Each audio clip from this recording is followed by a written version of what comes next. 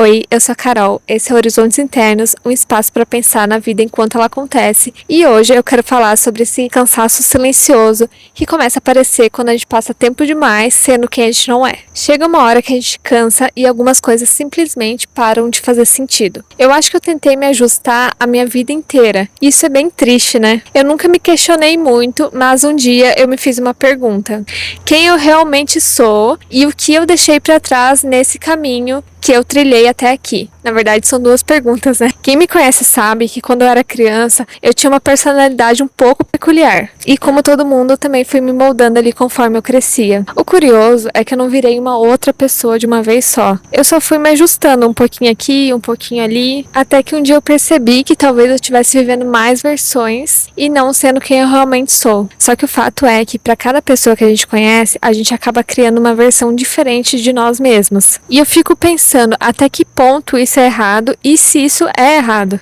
Porque se adaptar faz parte da vida, a gente se adapta no trabalho, em relacionamentos, e não só relacionamentos amorosos, também como de amizade. E isso, na verdade, é viver em sociedade, o básico e simples. Mas o ponto aqui não é tanto se adaptar, é até onde a gente consegue ir sem isso nos sufocar. Porque a gente até pode criar outras versões de nós mesmos, mas desde que elas respeitem quem a gente é. Porque chega uma hora que a gente cansa de tentar agradar e sustentar algo que a gente não é. E quando eu comecei a perceber isso em mim, eu também comecei a notar isso em outras pessoas. E eu tenho visto isso muito nos últimos 2 anos, de muita gente que era do meu convívio, mudando assim, de uma forma repentina, e muita gente ao mesmo tempo. E mudando em direções parecidas, inclusive. Só que isso não é uma coincidência.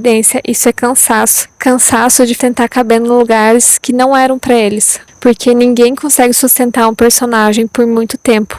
Meus amigos. E recentemente eu também vivi isso em um relacionamento onde o outro estava vivendo em um personagem em alguns aspectos da vida para me agradar. Não só para me agradar, mas para principalmente me agradar. Eu estava meio que ciente, mas eu também sabia que isso não ia durar. Eu até chegava a ficar frustrada pelo outro. Porque mesmo ele falando que ele não se importava de fazer aquilo, eu sabia que aquilo era pesado. E não importa o quanto você queira performar para agradar alguém, vai chegar uma hora que sustentar alguma coisa só pelo outro vai começar a pesar e pesar cada vez mais até se tornar insuportável. E foi aí também que eu percebi uma coisa, que essa lógica de sustentar versões, de querer agradar, para mim, ela não fica só na vida social, ela se estende até a parte da criação, porque às vezes até quando eu tô criando, eu tô tentando agradar, eu tô tentando fazer alguma coisa mais bem aceita, que funcione melhor, que performe melhor, mas quando eu paro e olho realmente para dentro de mim e penso o que eu quero transmitir, o que eu quero passar com isso, a obra ela acaba mudando, ela ganha mais vida, e não porque ela fica melhor, mas porque ela fica mais verdadeira. É como se naquele momento eu parasse de tentar agradar, porque também na verdade muitas vezes nem eu não sei muito bem o que eu tô tentando agradar, olha só que curioso, e deixasse que o meu sentimento fale mais alto. Só que para isso acontecer eu preciso silenciar outras coisas.